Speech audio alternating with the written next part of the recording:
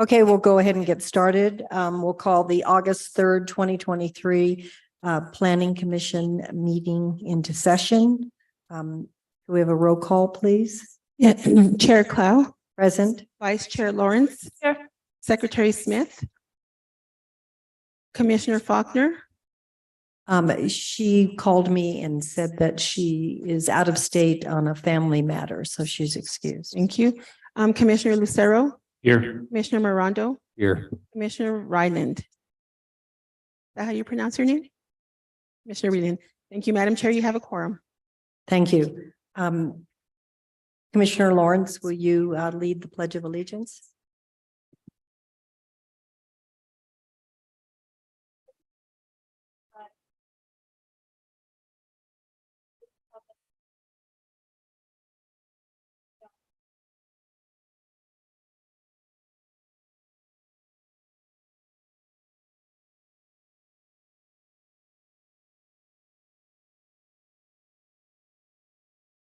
Okay, the next matter is the approval of the agenda. Are there any changes to the agenda from staff or from any commissioners? If not, I'll entertain a motion. Motion to approve. Second. Is there a second? Second. Commissioner Lawrence, Yes. Commissioner Lucero, Yes. Commissioner Morondo, Yes. Commissioner Ryland. The motion has been approved. And Mr. Klug, could you give us an update on reappointments and new appointments? Yes, thank you, Madam Chair. So at the last governing body meeting, which was on July 26th, there were some appointments and reappointments to the Planning Commission, and I'd like to note those for you all. So we had a reappointment of current members, Janet Clow in District 2, also continuing as Commission Chairperson, Jessica Lawrence for District 1, and Pilar Faulkner for District 3. And I'd like to personally thank you all for your continued service. It's very important work that you're doing. Also, Commissioner Phil Lucero's membership changed to at-large since his district changed from District 4 to District 2 under the redistricting. His replacement is parting Commissioner Dan Pava, that filled that seat previously. And we'd like to offer our sincere thanks to Commissioner Pava and our gratitude for his service on the Planning Commission and also his contributions to the policy subcommittee. And also we look forward to hopefully having him engage on the general plan update. And then last but not least, I'd like to introduce newly appointed commissioner joining us tonight. It's Mr. TJ Ryland. And he's a longtime Santa Fean, local realtor, respected member of the development community. And yeah, we look forward to having his experience and insight come to bear on matters that come before the commission. And then, Madam Chair, if you're amenable, I'd like to allow Commissioner Ryland to tell us a little bit about himself. Go ahead. Thanks for having me here. TJ Ryland, grew up in Santa Fe. Looking forward to, unless I'm not close enough. There you go. Grew up in Santa Fe and looking forward to helping the community grow in a sustainable way and seeing the future of our city continue to prosper. So thanks for having me here. I know there's people who've been here before me and will be here after me. So just looking to do my part to help. Thank you and welcome. Okay, now we'll move to the approval of the July 7th, 2023 minutes. Any changes to the minutes by staff or by commissioners? No changes from staff. If not, I'll entertain a motion. Should do approve. Second. Who seconded it? Thank you, Commissioner. And just a correction on the agenda, it says July 7th and it was July 6th was the meeting. Commissioner Lucero, Yes. Commissioner Morondo, Yes. Commissioner Ryland, Yes. Commissioner Lawrence. Yes. The motion has been approved. Thank you. Now we'll move on to approvals of findings of facts and conclusions of law. The first one is case number 2023-6842, Windmill Hill at Las Palacitas Compound Final Subdivision Plat. Any changes by staff or commissioners to those findings and conclusions? If not, I'll entertain a motion. Motion to approve. Second. Commissioner Lucero, Yes. Commissioner Morondo, Yes. Commissioner Reland, Yes. Commissioner Lawrence. Yes. The motion has been approved. Next findings and conclusions are case number 2023-6655, 2200 Opecos Trail, final subdivision plat. Any changes to those findings and conclusions by staff or commissioners? If not, I'll entertain a motion. Motion to approve. Second. Commissioner Morondo, Yes. Commissioner Reland, Commissioner Lawrence, Yes. Commissioner Lucero. Yes. The motion has been approved. Okay, next is case number 2023-6844, El Lucero Crossing, general plan amendment from very low density residential to community commercial. Any changes to those findings? Okay, motion, please. Motion to approve. Second. Commissioner Reland, Yes. Commissioner Lawrence, Yes. Commissioner Lucero, Yes. Commissioner Morondo. Yes. The motion has been approved. Next, there's case number 2023-6845, El Lucero Crossing, general plan amendment from low density residential to community commercial. Any changes to those findings and conclusions? If not, we'll entertain a motion. Motion to approve. Second. Commissioner Lawrence, Yes. Commissioner Lucero, Yes. Commissioner Morondo, Yes. Commissioner Reland. Yes. The motion has been approved. Next is matter, case number 2023-6845, El Lucero Crossing, general plan amendment from medium density residential to community commercial. Any changes to those? Not, we'll entertain a motion. Motion to approve. Second. Commissioner Lucero, Yes. Commissioner Morondo, Yes. Commissioner Reland, Yes. Commissioner Lawrence. Yes. The motion has been approved. And next, there's case number 2023-6843, El Lucero Crossing rezoning from R3 to C2. Any changes to those findings and conclusions? If not, I'll entertain a motion. Motion to approve. Second. Commissioner Morondo, Yes. Commissioner Reland, Yes. Commissioner Lawrence, Yes. Commissioner Lucero. Yes. The motion has been approved. And I have a point that I want to raise, and that is that Commissioner Reland was not here at the last meeting, so technically you probably shouldn't voted on these. Do I need to vote so that we have a quorum on those findings and conclusions? Yes. Chair Clow, I believe Commissioner Reland may have been attending virtually via, and if you can please confirm, Commissioner Reland? Yes, I did watch the rerun on YouTube as far as from the last commission meeting. So I'm, Okay, and did you review the materials on all the cases? yes. Okay, and just for added surety, I would note that I would vote for approval of all of the findings and conclusions. So we don't have an issue, especially on that old Pecos Trail one. I don't know if that's going to be appealed, but if it isn't, then we want to make sure we have good findings.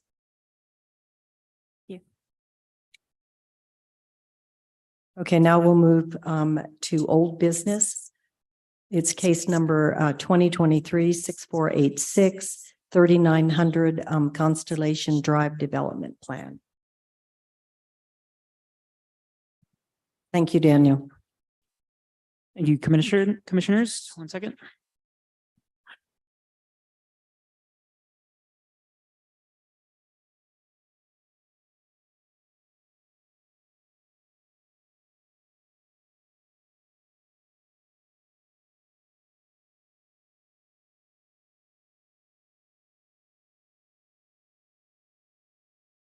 Okay, looks like he likes that one.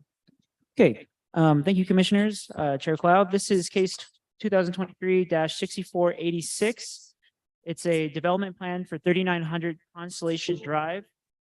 Yeah, as I don't know if it was noted, but we have already heard the variance for this case, so that's off the table, but it was approved the last time this case was here, and that's why this is old business. This case was postponed from that meeting. So we're now looking at the development plan for this case. It's a proposal for a development plan for 71,588 square feet storage facility with 83 units located at 3900 Constellation Drive on 3 lots totaling approximately 3.9 acres. It is I-1 zoning within several master plans, as well as the overlay district, the Airport Road Overlay District. The master plans don't really come to play for this development plan. And as you know, the overlay did come into play for the variance, but that was granted. But there are a few overlay issues to be sorted out that I'll go over. That's the case caption, which I just explained.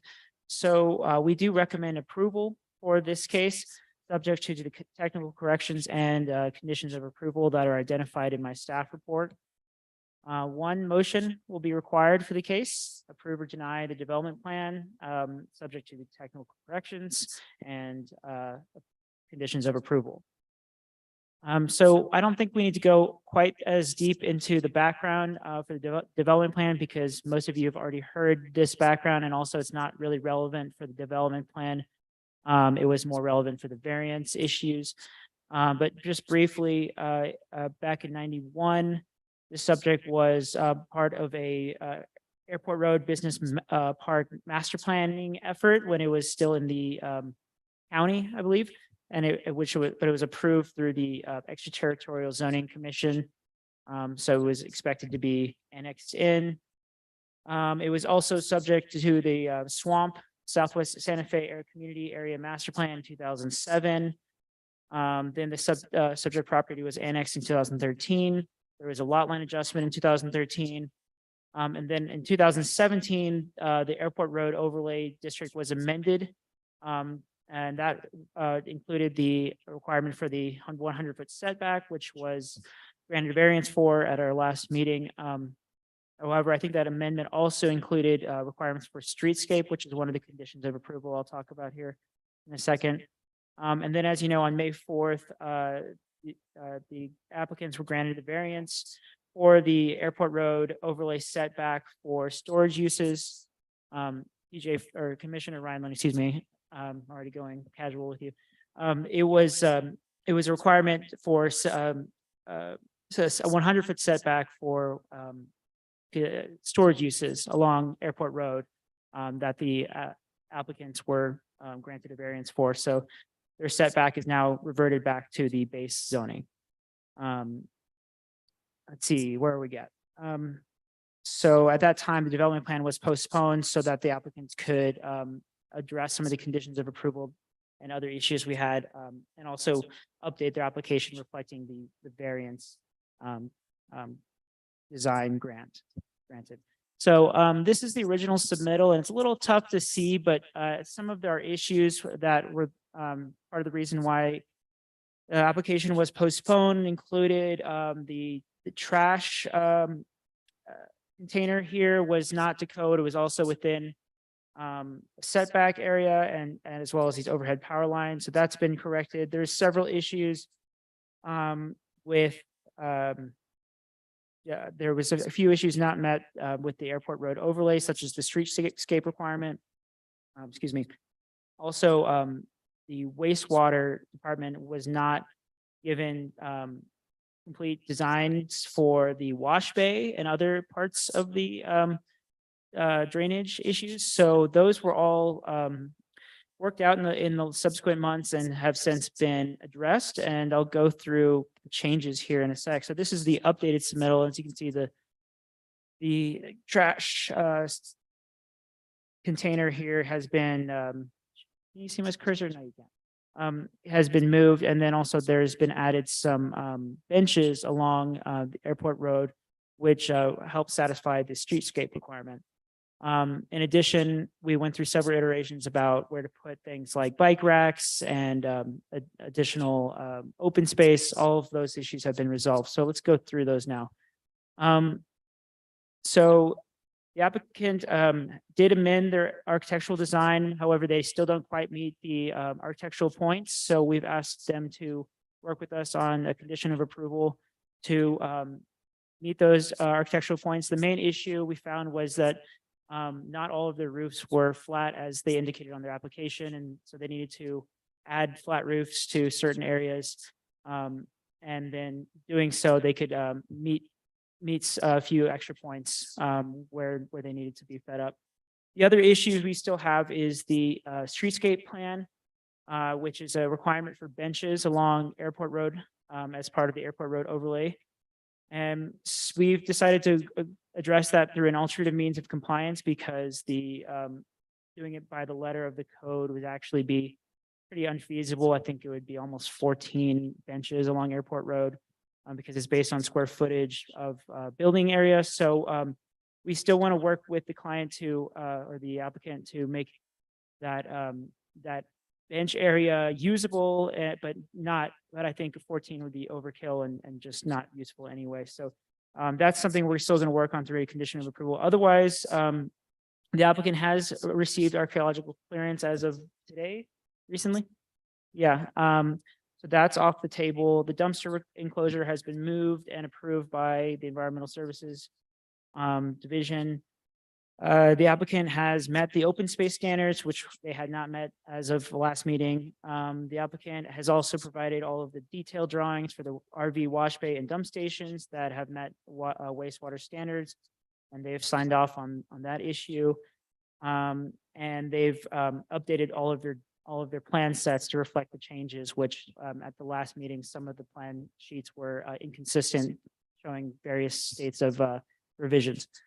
So that's where we're at. And so I think, like I said, we're ready to recommend approval with the two stipulations from land use that still need to be met, but can be met through our our signature sheet process. That's it for me. I do have a drawing here. This would show you quickly where the architectural issue is. If you see on building A on the far right, there is a pitched roof, which if they want to get the full points for the roof section of the architectural points, they have to have all roofs being flat.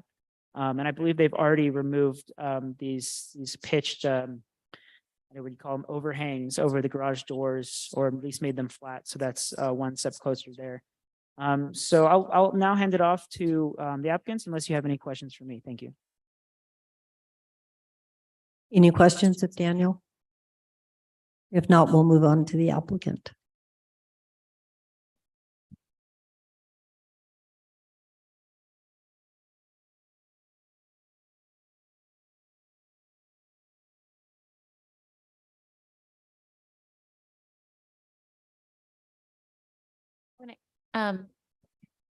We typically don't do handouts, and I know that I think we accepted those at the last. So okay.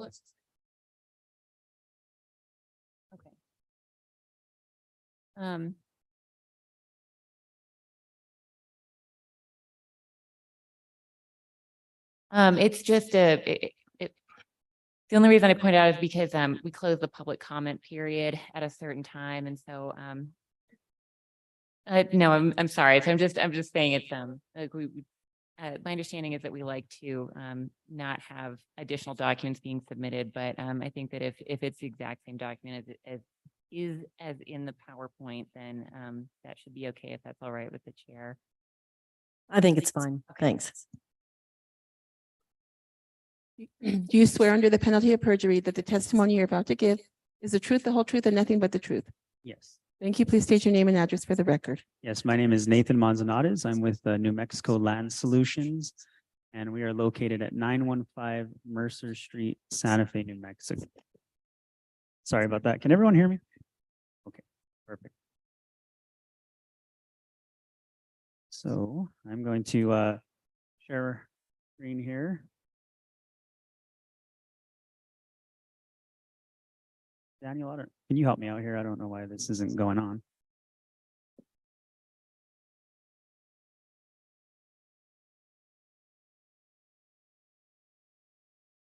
I don't know.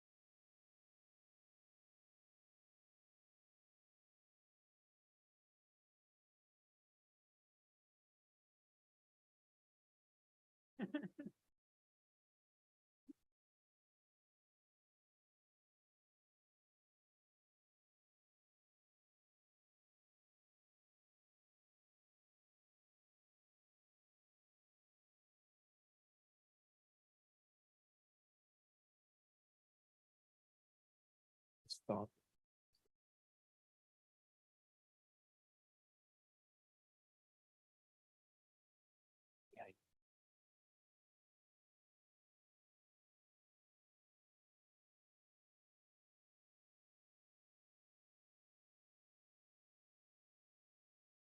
All right, cool. Thank you. All right, well, thank you. As stated, I'm Nathan Manzanares from New Mexico Land Solutions. Thank you, Daniel.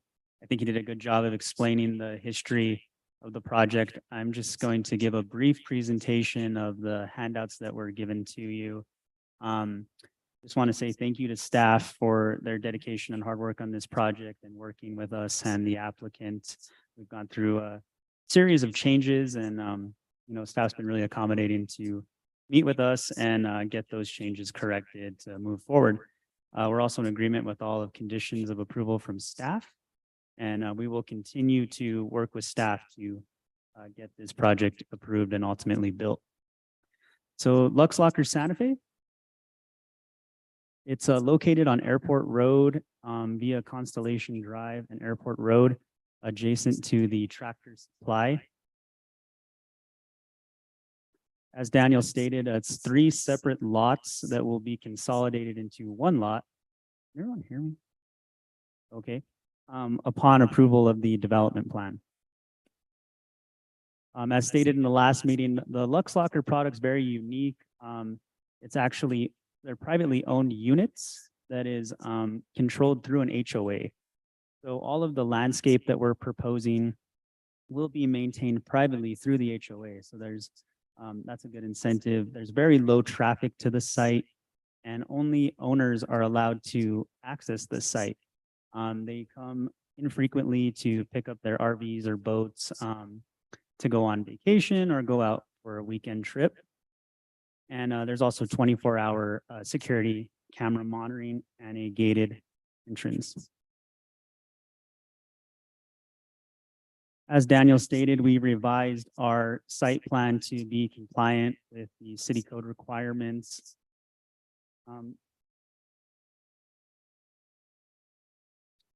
We've also included a colored landscape plan. It's a little easier to visualize what we're looking at here. The landscape buffer that was used to approve the variances is shown to the south across from Airport Road. And it's also has the streetscape that's consistent with that area of Airport Road on both sides. The drawings that I shared with you, the renderings, are conceptual. We'll continue to work with staff to meet the requirements. But as you can see, that landscape buffer really does provide some nice aesthetics to the site. There's a couple more here.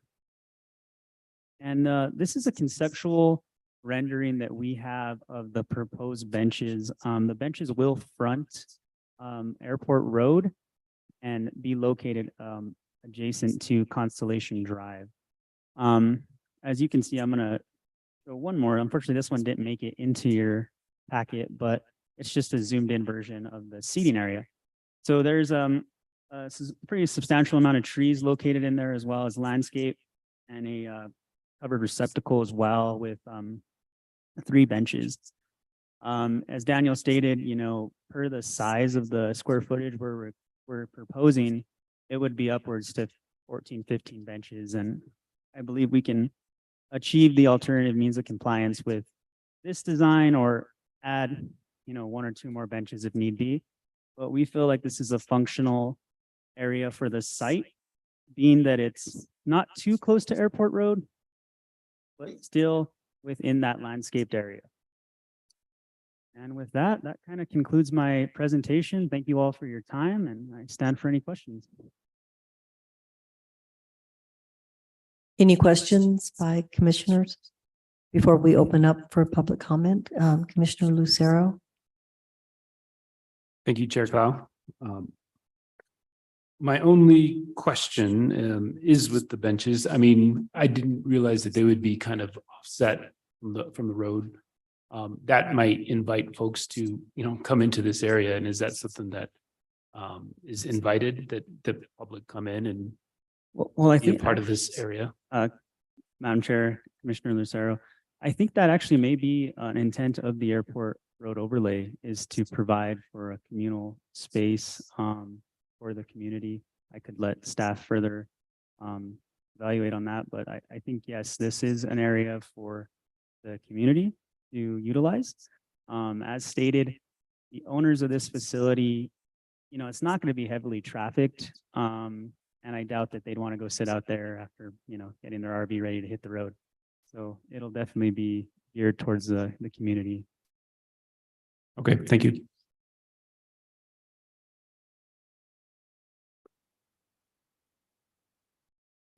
Briefly on that, because it is kind of an odd requirement, and I want to explain why we're coming to this solution, because it is meant to be a public amenity that's written into the overlay code requirement. However, it's the way it's written, ideally you have the benches up against the right of way of Airport Road. However, this property has a funky right of way where the right of way actually is a large buffer between the property and the actual sidewalk or the street. So functionally, putting the benches along the right of way would be just in no man's land, kind of along that buffer. So this creates a more public amenity that's actually useful, and it's not just floating in the middle of the buffer. Daniel, thank you for that clarification. I have one more question, actually. Go ahead. You said there's going to be cameras within throughout, and I just want to make sure that will there be cameras on this area and then on the streets all the way around the property, or is it just internal?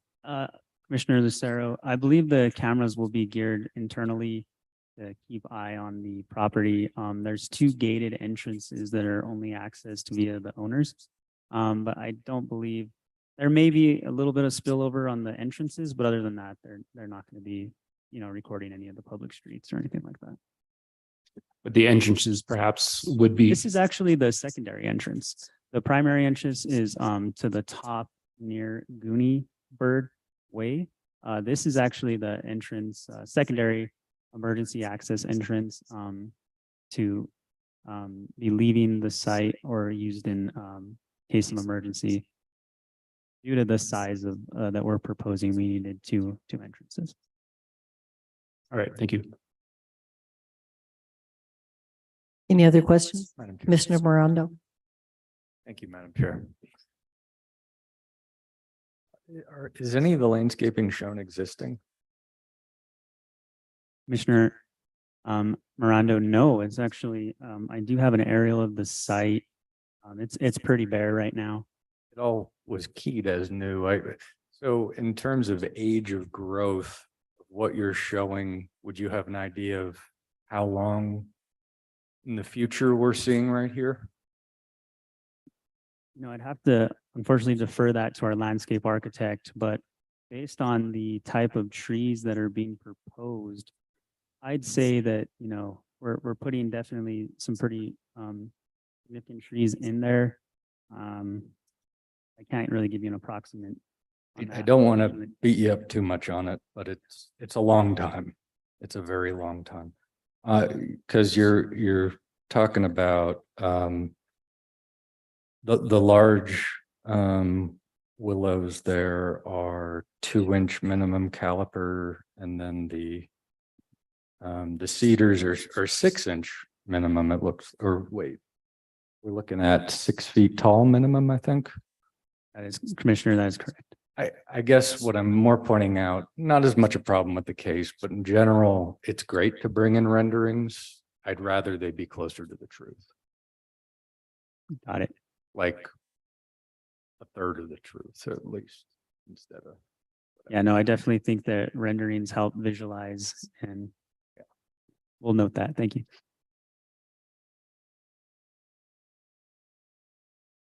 Any other comments or questions? Mr. Whelan? So I'm not too sure about the busing system, but if it's going down Airport Road that far, but since you have such a large setback, is it beneficial as we grow to the south side to put curb cut in there, create a space for a bus so Airport Road can continue to flow? Madam Chair, Commissioner Reland, we did have those discussions with staff, and I think our applicant is still open to those discussions. At the moment, it's not a requirement.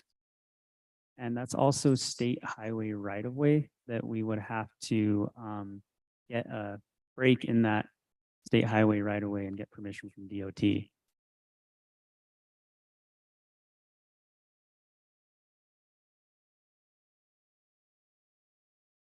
Commissioner Lawrence? Thank you, Madam Chair. I just had one follow-up question to Commissioner Miranda's line of questioning. Is there any irrigation for your planned landscaping?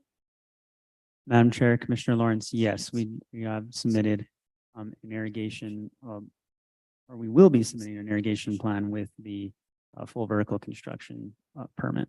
Wonderful. Thank you. No more further. Any other questions?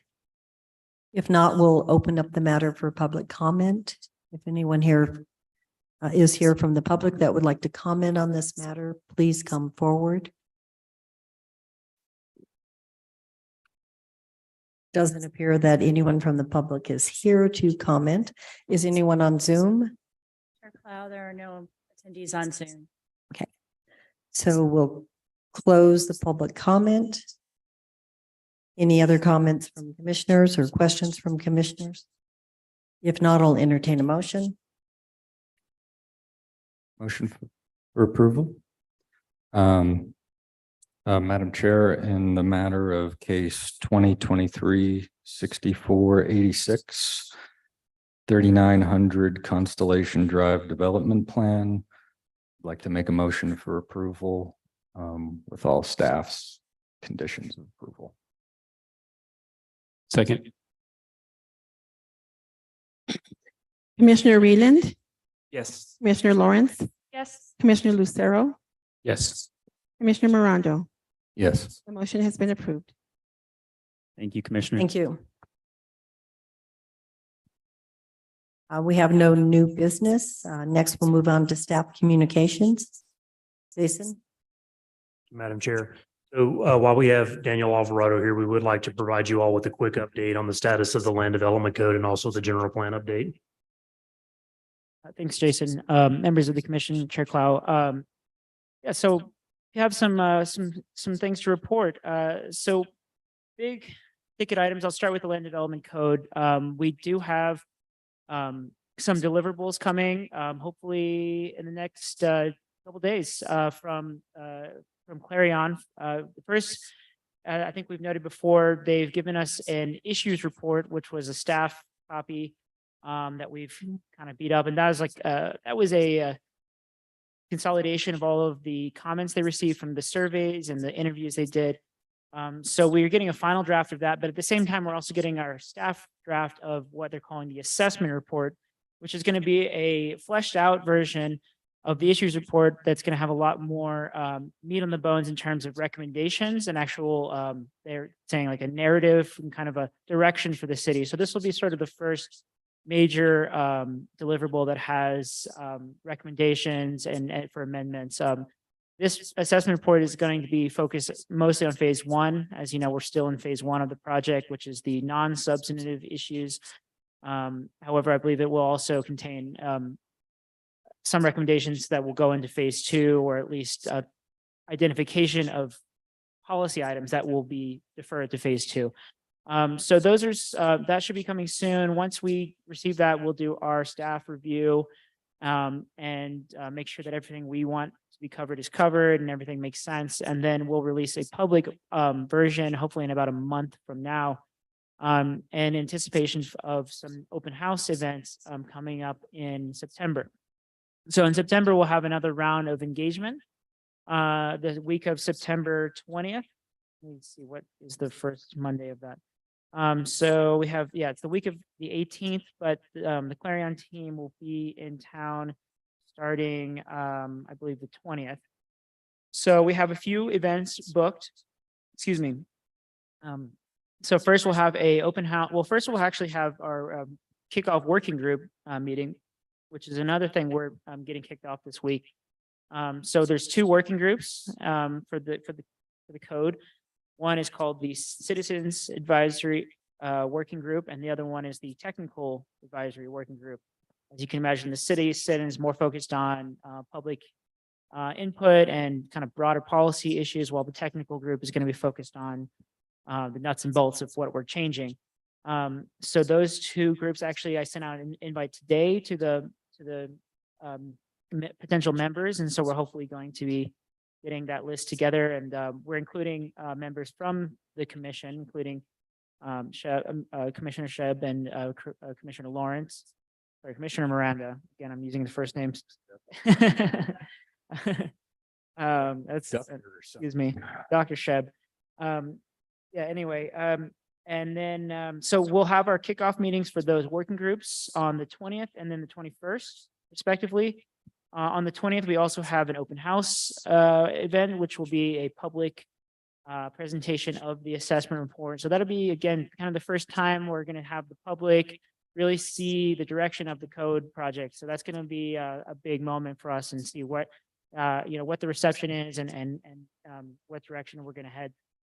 So obviously we encourage you guys to engage, but we'll also be having a presentation to you on Thursday, September 21st. So make sure to mark your calendars. That would be the second meeting of the month, the standing meeting that we usually don't have, but in this case, we will be having it. It's just a special meeting only for this presentation and then any public comment that people want to do. So the open house will be down at the Southside Library. We wanted to change up the venue somewhere on the south side. We had actually tried to book this planning commission meeting at the GCC or another venue, but unfortunately they couldn't accommodate our needs. So we're just gonna have the planning commission meeting here like normal. So those are the big movements on the land development code. What else? I'm just racking my brain. I think that's about it for now. Once the working groups get settled in, they'll be going for about a monthly meeting moving forward. And then, as you know, after the assessment report comes our annotated outline, and then the actual draft of the phase one. And that will be hopefully in the spring. We'll have a draft code amendment that'll be all restructured and have all the phase one changes. So we're about 6 months to 9 months away from something to actually adopt. So I think that's it for the land development code, unless you guys can think of anything else. I'll move on to the general plan, unless you have any questions quickly or. Nope, okay. So the general plan is, we are rolling on the RFP. We have submitted it to procurement. Actually, I think it was just yesterday or the day before that I submitted it to Travis, who's our new procurement manager, and he seems to be having universalizing our processes. So things should be rolling pretty quickly on that. Once we get approval from procurement and then legal, we'll be off to the races to actually do the advertisement of the RFP. And at that point, we're giving a 6-week window for submissions from the application day. So Travis gave me an estimation of about 3-week review time, assuming we're, all good. We'll hopefully be advertising the RFP by the end of the month. And then another 6 weeks out from that, we'll have submissions, and then we'll review the submissions. We'll probably have presentations, and there will be a evaluation committee that's internal to staff. who scores the applications or the submission. And then finally, we'll make a decision on choosing consultant after all those things are done. You have something? Good. Thank you, Chair Clow, members of the commission. And there's an important task that needs to be done associated with the zoning code and the general plan update. This is a unique opportunity in that we have both of them going concurrently. So there's a great opportunity for them to be complementary to one another, knowing that the general plan sets the broad policy direction as implemented by this commission and directed by the council and the community, as well as, getting down to the nitty gritty and the, construction of individual buildings and those standards as well. So we're going to be working in that as that part of that phase 3. So it's the hope that the general plan will come together with the zoning code at that phase, which is after that sort of more substantive approach on the zoning code update on the big issues that, such as infill and other changes to zoning districts and the like after that phase 2. So the two consultant groups will be working together so that they can be consistent and we're not working into different silos as well. So and then we also will have to take stock of some things that may come sooner. For instance, there's some concerns with outdoor dining. And so it may be that staff will bring things sooner to this commission than the rollout of phase 2. So we'll also have to track that as well as in response to concerns within the.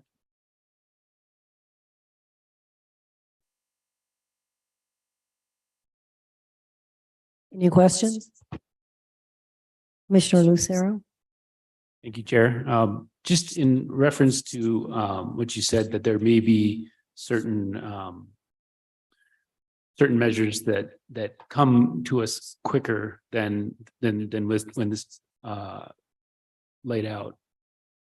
Is there a process for that? I mean, how does someone, advocate for an issue to be brought forth sooner than this plan would be rolled out? Chair Cloud, Member Lucero, I'm sorry, Commissioner Lucero, with reference to those initiatives that need to have standards sooner, as you know, I'll give outdoor dining as an example. As you know, the COVID epidemic has seemed to be done in terms of special regulations, the seating, the distancing and the like. But a lot of restaurateurs and other businesses like to have the outdoor seating. They've identified it as a benefit, but we have no standards. It was a very quick sort of pivot to allow for outdoor dining. And there are considerations such as from a public works standpoint, security and safety. If there's alcohol that's being proposed to be served, we also have to memorialize that and to comply with state law, and also to assure that those regulations are met, such as enclosing that area for consumption. And then there are other standards. If it's in a historic district, then the historic district's review board will have to review it. Outside of the districts, for instance, if it's in a parking lot, to assure that there's enough parking within the lot to cover that. So there's just lots of different things that may come up. And I don't have a looking glass to understand what else may come up. But we will definitely try to deal with those bigger issues in phase 2, because it's important to have the big picture. But there are just some things that may have to come sooner. Would the general public have the ability to petition for something to be brought forth sooner, or? Chair Clow, Commissioner Lucero, the general public can work with the council representative, and it has to be sponsored by a councilor, governing body member, to bring it forward. There are staff text amendments and the like that are brought forward, but that's only at the direction of the administration. Thank you. Any other questions? Thank you. Any other matters from staff? No, Madam Chair, thank you. Matters from the commission?